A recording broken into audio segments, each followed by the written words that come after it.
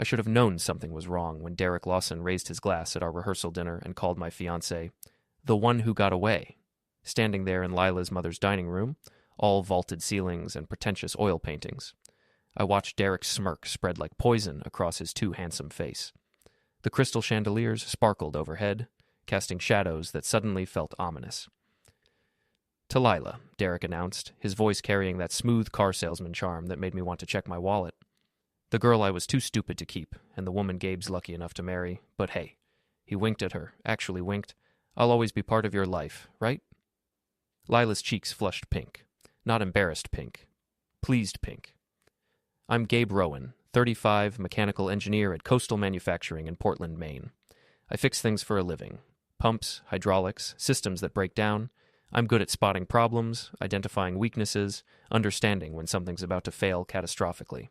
I should have applied those skills to my relationship." "That's sweet, Derek," Lila murmured, touching his arm. Her fingers lingered 3 seconds too long. I counted. My fiancée, Lila Sanderson, 32, public relations manager at a boutique firm downtown, looked stunning in her rehearsal dress. Cream-colored, tasteful, expensive. Everything about Lila was expensive, from her highlighted hair to her manicured nails to her family's old money pretensions. "Isn't that sweet, Gabe?" Ruth Sanderson, Lila's mother, asked from her throne at the head of the table. Ruth had the kind of face that looked like it had been preserved in formaldehyde and disappointment. She'd made it clear from day one that her daughter was marrying beneath her station. "Touching," I said, keeping my voice neutral. My internal monologue was less diplomatic. This is the same ex-boyfriend she claimed meant nothing. The same Derek she swore she hadn't spoken to in years. So why is he at our rehearsal dinner giving toasts like he's the groom? Heather, Lila's best friend and maid of honor, giggled from across the table. Heather was one of those women who treated life like a reality show, always stirring drama, always watching for reactions. She leaned toward Lila and whispered something behind her hand. Both women glanced at me. Both smiled. Max, my coworker and best man, sat beside me looking uncomfortable in his borrowed suit. Max was a mechanic, built like a refrigerator, with a heart bigger than his mouth was loud. "Dude," he muttered under his breath. "That was weird, right?" "Yeah," I whispered back. That was weird. The dinner continued with forced conversation and expensive wine. Ruth dominated discussions about the wedding, her vision, her decorations, her guest list. I was merely the groom, a necessary accessory to Lila's perfect day. Around 10 o'clock, guests started leaving. Derek made a show of hugging Lila goodbye, his hands on her waist, his lips too close to her ear. She laughed at something he said, that musical laugh she used to reserve for me. "I need to use the bathroom," I announced, standing abruptly. "Upstairs, second door," Ruth said dismissively, already turning back to her conversation with Heather's mother about flower arrangements. I didn't need the bathroom. I needed air. I needed space. I needed to shake this growing suspicion that felt like ice water in my veins. Lila's childhood bedroom was at the end of the hall. I'd been there before, back when Ruth still pretended to like me. The door was cracked open. Inside, I could see Lila's old iPad charging on the desk, the one she used for personal stuff, the one she thought I didn't know the password to. Her birthday backwards. Not exactly Fort Knox. I shouldn't have looked. That's what people say, right? Privacy, trust, boundaries. But my gut was screaming, and I've learned to trust my gut about mechanical failures and human ones. The iPad unlocked. Messages app. Recent conversation with DJ. Derek's nickname? My hands started shaking as I scrolled. DJ. Can't wait for tomorrow night. Your place? After the wedding? Lila. Yes. Gabe will be exhausted. He always passes out early. DJ. Poor Gabe. Marrying you and doesn't even know he's already lost you. Lila. Stop. I feel guilty. DJ. Not guilty enough to call it off. Lila. We've been over this. The wedding's paid for. My mother would be furious. I'll deal with Gabe after the honeymoon. Give it 6 months, file for divorce, take half his assets. DJ. And then we're together? For real this time? Lila. For real, I promise. Tomorrow night, after the reception. I'll text you when he's asleep. DJ. I love you, Lila. Always have. Lila. I know. I love you too. The timestamp? 3 hours ago, right before the rehearsal dinner. I took screenshots, sent them to my email, deleted the sent message from her account. My hands moved on autopilot while my brain tried to process what I'd just read. 6 months. Half my assets. After the honeymoon. I'd been working overtime for a year to pay for this wedding, to buy the house she wanted, to build the life she demanded, and she was planning to divorce me before we even hit our first anniversary. "Gabe?" Lila's voice came from downstairs. "Where are you? We're cutting the cake." I closed the iPad, placed it exactly where I'd found it, and walked downstairs on legs that felt like someone else's. Lila stood in the dining room, knife in hand, smiling at a practice wedding cake Ruth had ordered. "There you are. Come on, we have to do the cake-cutting photo for the wedding website." I walked over, placed my hand over hers on the knife, smiled for the camera, and started planning. The wedding venue was perfect. Lila had made sure of that. The Harborview estate overlooking Casco Bay, white chairs arranged in precise rows, flower arrangements that cost more than my truck, a string quartet playing Pachelbel. 200 guests, Lila's entire social circle, her mother's country club friends, distant relatives I'd never met. My side of the church, Max, my boss Sam, a handful of cousins, my parents looking uncomfortable in their Sunday best. I stood at the altar in my rented tux, watching Lila walk down the aisle on her father's arm. She looked radiant. Tears of joy streamed down her face. Ruth dabbed at her eyes with a monogrammed handkerchief. Derek sat in the third row, smirking. The ceremony proceeded. Vows were exchanged, lies dressed in lace and promises. The officiant pronounced us husband and wife. Lila kissed me, and I tasted betrayal disguised as champagne lip gloss. The reception hall was even more elaborate. Ice sculptures, a 12-piece band, a bar that stretched the length of the room. Lila had spared no expense, mostly because it was my expense to spare. Dinner was served. Speeches began. Max gave a fumbling but heartfelt toast about friendship and loyalty. Heather gave a practice speech about Lila being her soulmate, her sister, her best friend forever.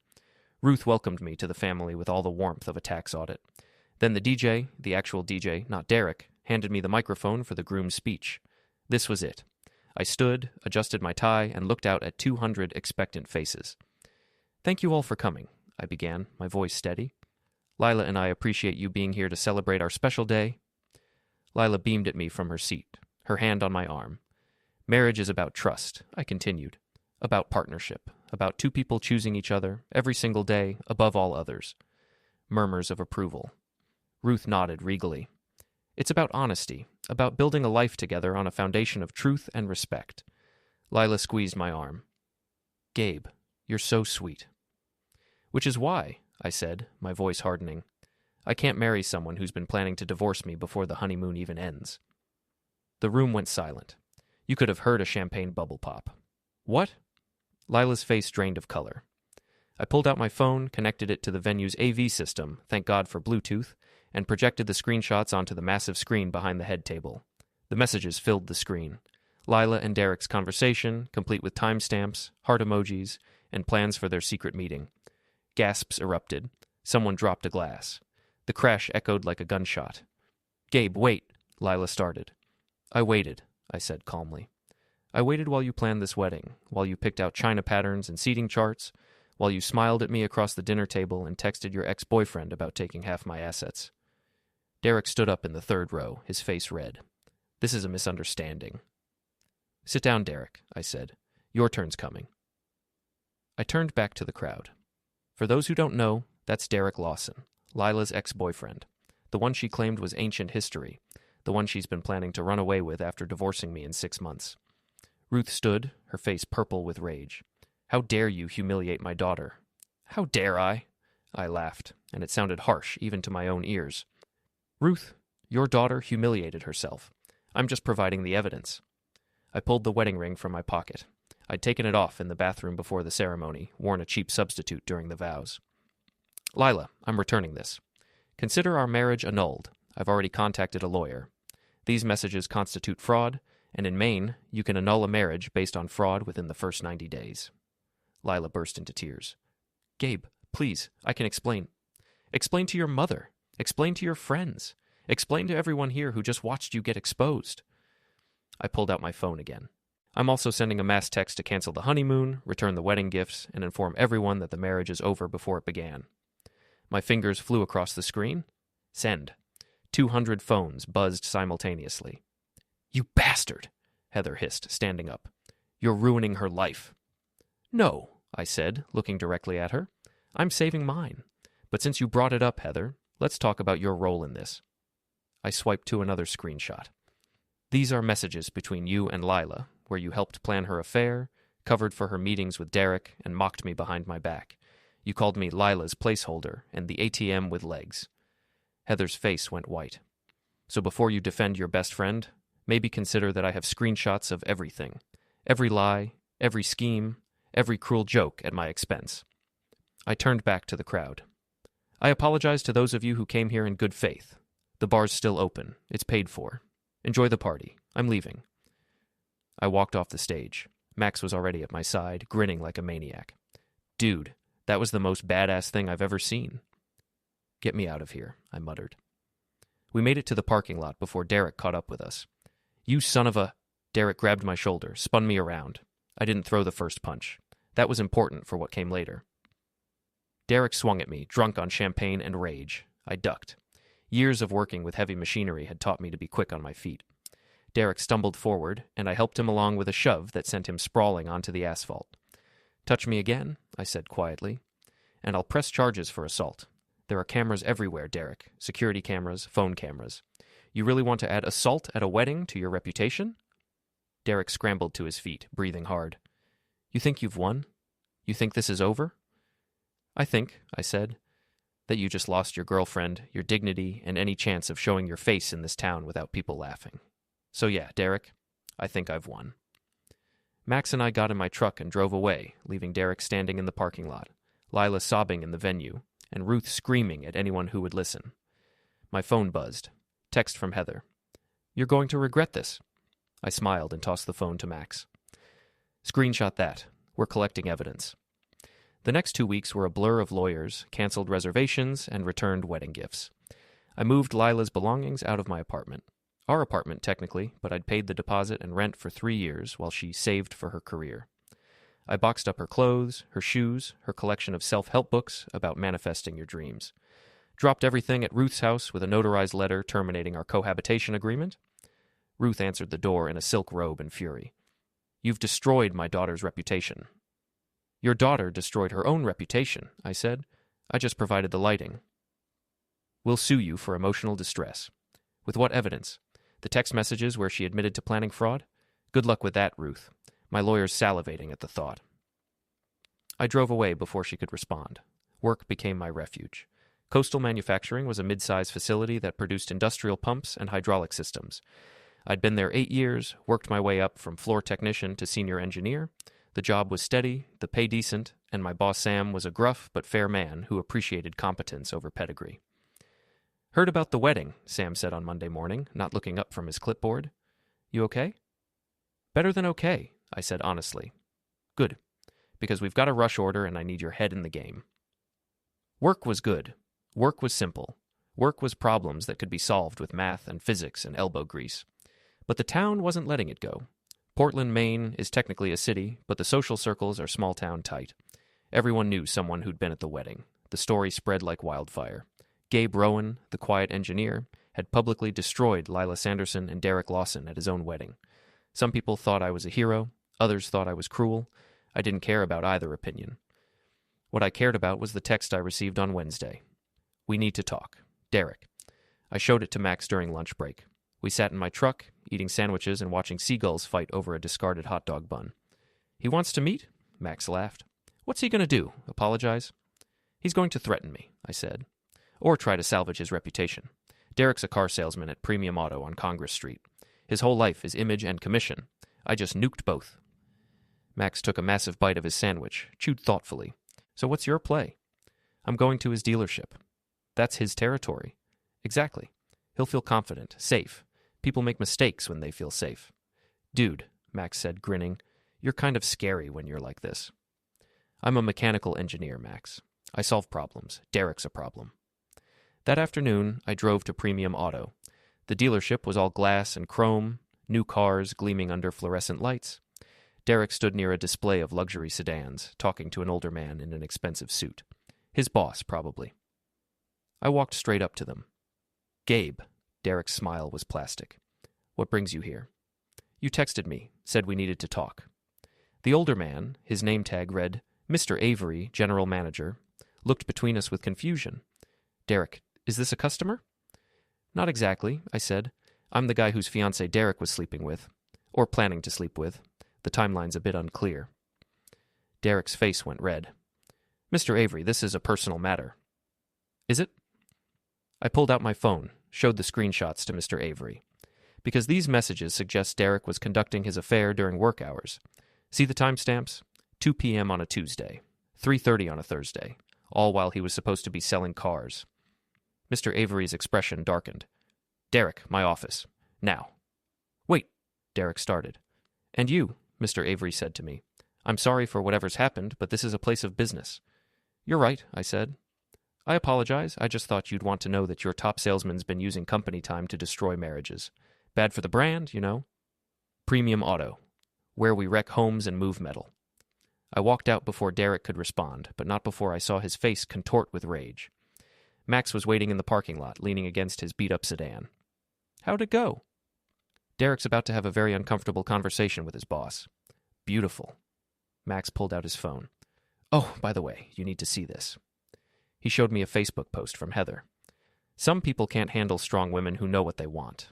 Gabe Rowan is a controlling, abusive man who publicly humiliated his wife for having a friend. Women, watch out for men like this. Toxic masculinity. Sokarn were to support survivors. The post had 300 likes and counting. She's trying to flip the narrative, I said. Yeah, and it's working. Look at the comments. I scrolled through. Half the comments were supportive of Heather and Lila, calling me every name in the book. The other half were people who'd been at the wedding, posting their own screenshots and calling out the lies. This is going to get worse before it gets better, I said. Max grinned. Good thing you've got a mechanic who knows his way around dash cams and audio recordings. What did you do? Remember the rehearsal dinner? I had my phone recording in my pocket. Got the whole toast, including Derek's creepy comments and Lila's reaction. Also got Ruth calling you the help when she thought you couldn't hear. Max, you beautiful, paranoid genius. I prefer prepared, so what's the play? We wait, let them make the next move, but we document everything. The next move came at the annual Harbor Festival, Portland's summer celebration that took over the waterfront with food trucks, live music, and half the town day drinking in public. I didn't want to go, Max insisted. You can't hide, he said. That makes you look guilty. You go, you show your face, you act like everything's fine. So I went, wearing jeans and a t-shirt, looking like every other guy there. Lila and Heather were near the beer garden, surrounded by their social circle. Lila wore oversized sunglasses and a sundress, playing the victim role to perfection. Heather was holding court, probably spinning more lies about my supposed abuse. I avoided them, bought a lobster roll, listened to a local band butcher a cover of Sweet Caroline, tried to enjoy a normal Saturday. Then Derek showed up. He was drunk. I could tell from 50 feet away. He stumbled through the crowd, eyes scanning, looking for something.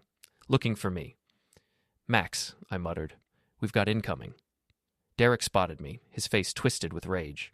He pushed through the crowd, knocking aside a woman with a stroller. You. Derek pointed at me like a prosecutor in a bad courtroom drama. You ruined my life. The crowd around us went quiet. Phones came out. Of course they did.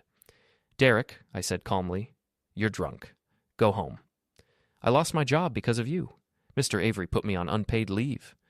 You lost your job because you were conducting an affair on company time. That's on you. You're a smug bastard, you know that? Derek was getting closer, weaving slightly. You think you're so smart, so superior. I think I'm sober. You should try it. Derek swung at me. I saw it coming. He telegraphed the punch like a drunk amateur.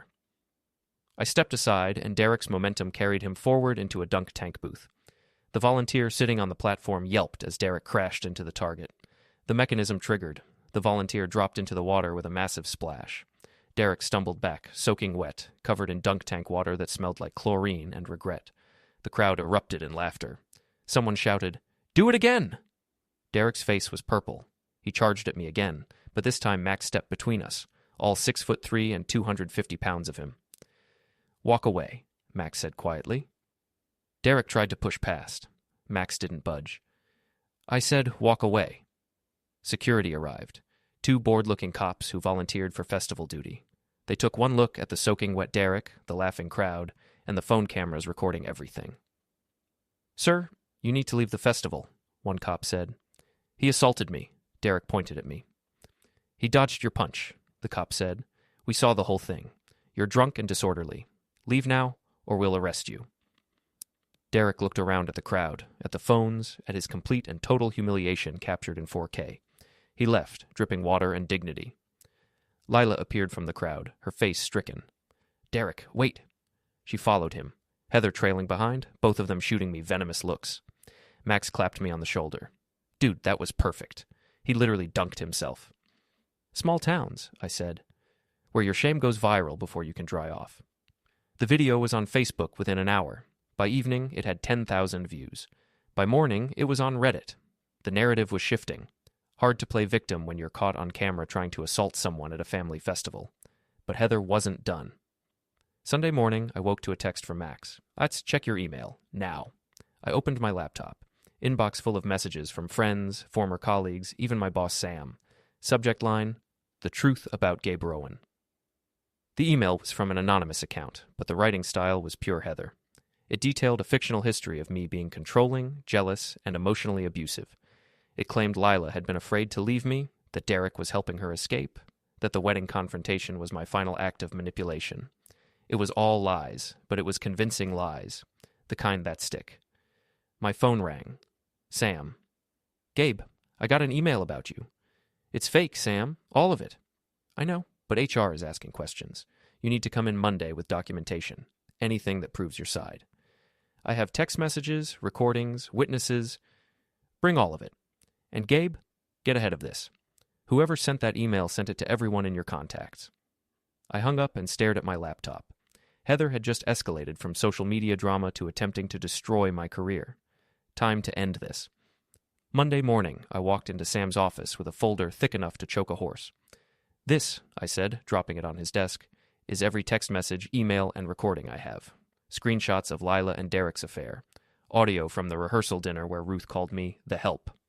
Max's recording of Derek threatening me. Security footage from the festival showing Derek attacking me. And a notarized statement from my lawyer confirming that Lila admitted to planning marriage fraud." Sam flipped through the folder, his expression unreadable.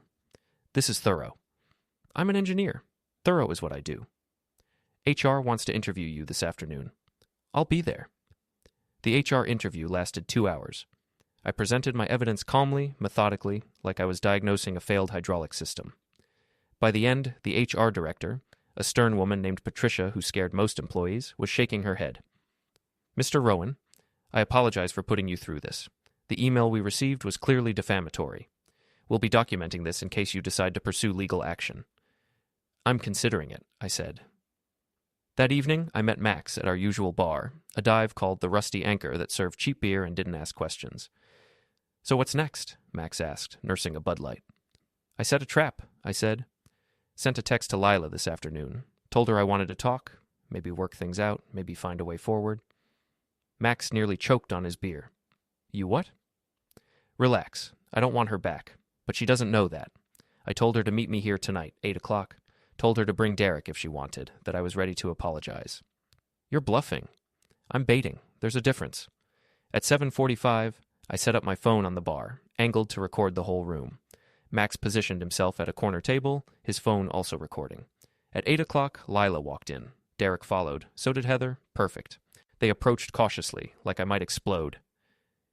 "Gabe," Lila said softly, "thank you for reaching out."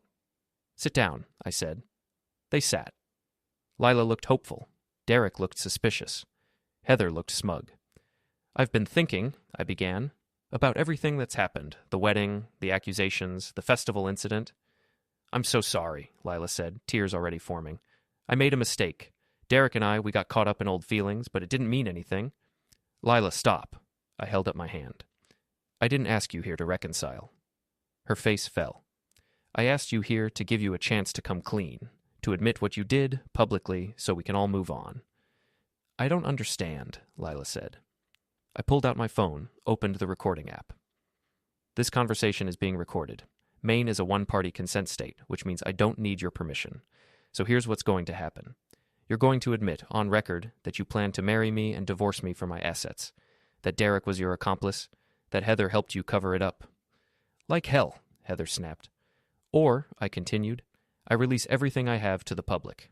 Every text, every email, every recording. I send it to your employer, Lila, to your boss, Derek, to everyone in Heather's social circle. I make sure that when people Google your names, the first thing they see is you're a fraud. Derek stood up. You're bluffing. Am I? I pulled up my laptop, showed them a draft email addressed to Lila's boss, Derek's dealership, and every major employer in Portland. Attached, all the evidence. One click, Derek, that's all it takes. Lila started crying for real now. Gabe, please, you'll ruin my career. You tried to ruin my life. I'm just returning the favor. This is blackmail, Heather said. No, this is consequences.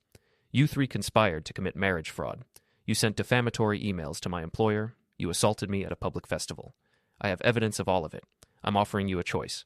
Admit what you did, or I make sure everyone knows. Silence. Then Lila spoke, her voice small. What do you want me to say? The truth. She looked at Derek. He looked away. I planned to divorce Gabe after 6 months, Lila said quietly. Derek and I were going to be together.